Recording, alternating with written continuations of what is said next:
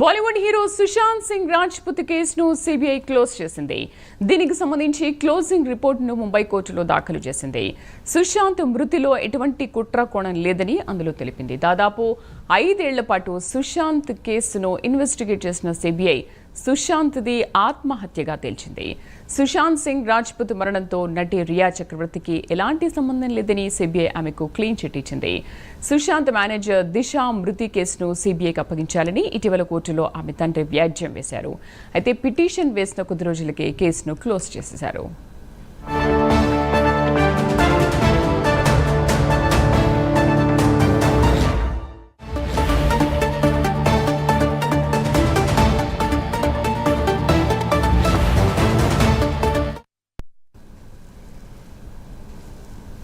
Bollywood hero Sushant Singh Rajput కేసును CBI close చేసింది.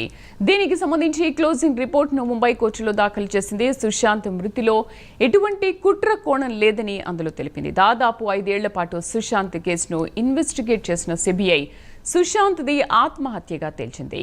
సుశాంత్ మరణంతో నటి రియా చక్రవర్తికి ఎలాంటి సంబంధం లేదని సిబిఐ ఆమెకు క్లీన్ చిట్ ఇచ్చింది.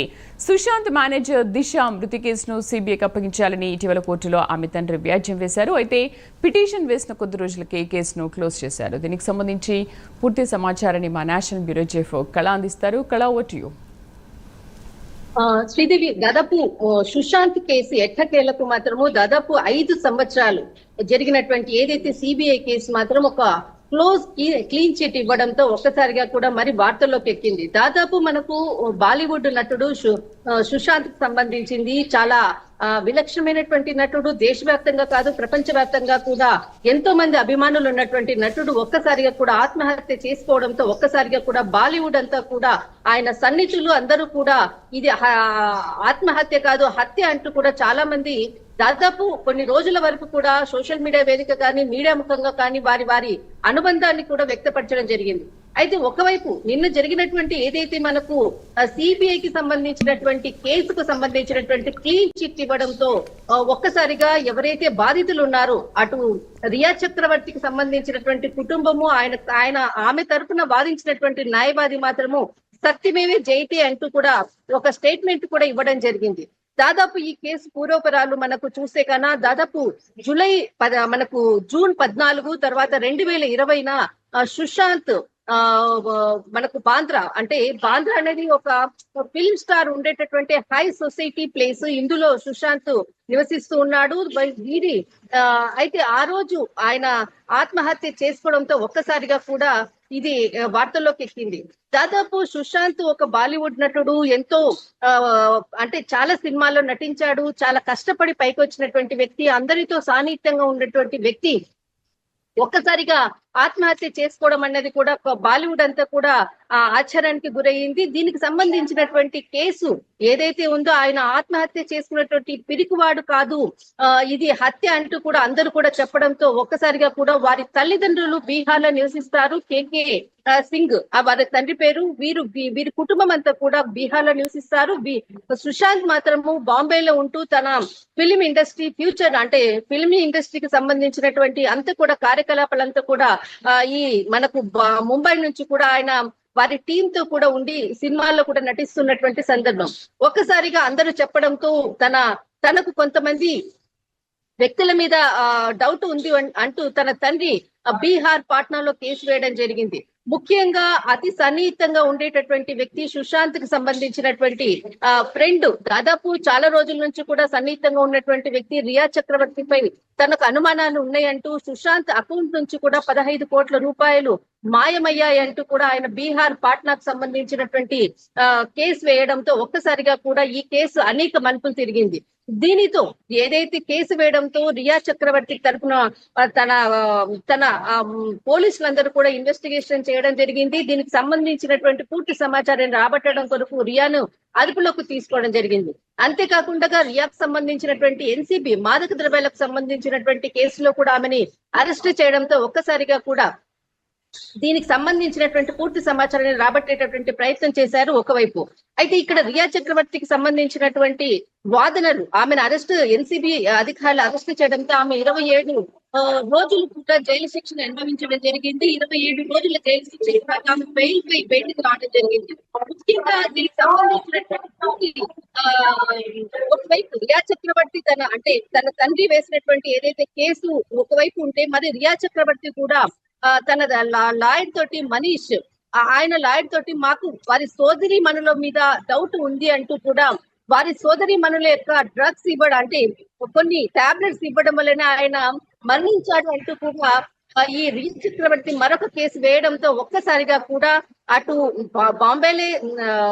బాంబేలో బాంద్రాలో వేసినటువంటి కేసు ఒకవైపు, తర్వాత మనకు మరొక వైపు బీహార్ పాట్నాలో వేసినటువంటి కేసును, ఈ రెండింటి కేసులకు సంబంధించినటువంటి పూర్వాపరాలు అంతా కూడా విరుద్ధంగా ఉండడంతో ఒక్కసారిగా కూడా సుప్రీంకోర్టు జోక్యం చేసుకోవడము, ఈ కేసును మనకు ఆగస్టులో దీనిపై కూడా ఒక సిబిఐని అంటే స్పెషల్ ఇన్వెస్టిగేషన్ సిబిఐని కూడా దీన్ని మొత్తం అంతా కూడా ఈ కేసు గురించి కూడా పూర్వాపరాల గురించి కూడా మొత్తం అంతా కూడా చేయడం కొరకు సిబిఐని బాధ్యతలు అప్పగించింది.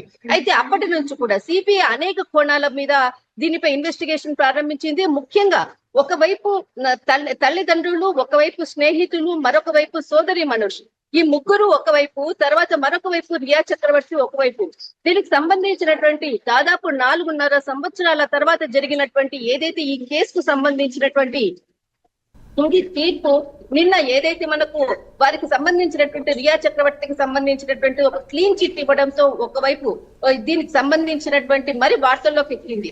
అయితే రియా చక్రవర్తి ఏదైతే కేసు వేసిందో సోదరీమణులపై, తనకు ఇందులో ఎటువంటి కూడా మనకు సుశాంత్ కి సంబంధించినటువంటి ఎటువంటి లేదు, అతడు ఒక మంచి మిత్రుడు మాత్రమే, నాకు ఎటువంటి సంబంధం లేదని కూడా పలు విధాలు కూడా ఆమె చెప్పింది. కానీ ఆ సోదరీమణుల మీదనే నాకు చాలా డౌట్ ఉంది.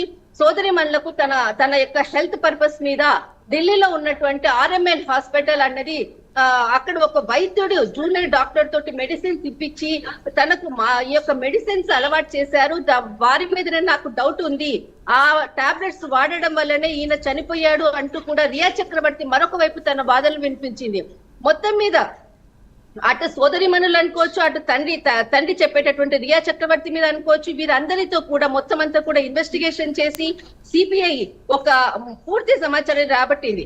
అయితే ఇక్కడ మనకు సుశాంత్ ఏదైతే 14వ తేదీన ఆయన ఆత్మహత్య చేసుకునే ముందర 13వ తేదీ కూడా ఆయన అపార్ట్మెంట్ కు రావడము, తర్వాత రాత్రి వరకు కూడా అంటే భోజనం చేసిన తర్వాత ఆయన 14వ తేదీ తెల్లవారుజామున తన ఏదైతే రూమ్ లో ఉందో ఆ రూమ్ లో దాదాపు రాత్రి తెల్లవారుజామున మనకు 2 గంటల సమయంలో తనకు ఆప్తులైనటువంటి రియా చక్రవర్తికి తను చనిపోయే ముందర 1 గంట ముందుగా ఒకరు రియా చక్రవర్తికి ఒకరికి కాల్ చేయడము, తర్వాత తన ఆప్తమిత్రుడు టీవీ నటుడు మహేష్ ఆయనకి కూడా కాల్ చేయడము, ఈ 2 కాల్స్ మాత్రమే ఆయన చనిపోయే ముందర 1 గంట ముందర మాత్రమే కాల్ చేసినటువంటి కాల్ డేటాను కూడా సిబిఐ పూర్తి సమాచారాన్ని తీసింది.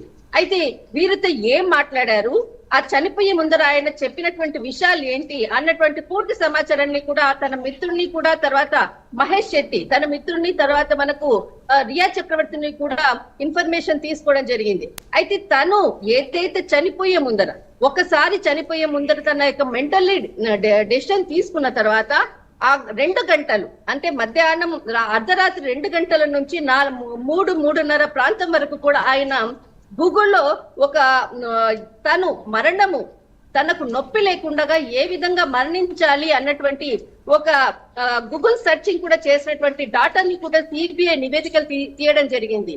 అంటే తను ఏదైతే చనిపోవడం అన్నదో అంటే హత్య కాదు, ఇది ఆత్మహత్యకు ముందు అనేక పరిణామాలని పూర్తి డాటాను తీసుకోవడం జరిగింది. అంతేకాకుండా ఇక్కడ మరి మనకు ఇంపార్టెంట్ అయినటువంటి విషయం ఏంటంటే ఆయన చనిపోవాలి అని నిశ్చయించుకున్న తర్వాత గూగుల్లో ఏదైతే ఇన్ఫర్మేషన్ డాటాను ఆయన డౌన్లోడ్ చేసుకుని ఆయన దాన్ని పదే చూడడము, తను చనిపోయినప్పుడు కూడా ఎటువంటి కూడా సూసైడ్ నోట్ అన్నది కూడా అక్కడ ఎక్కడా కూడా దొరకలేదు.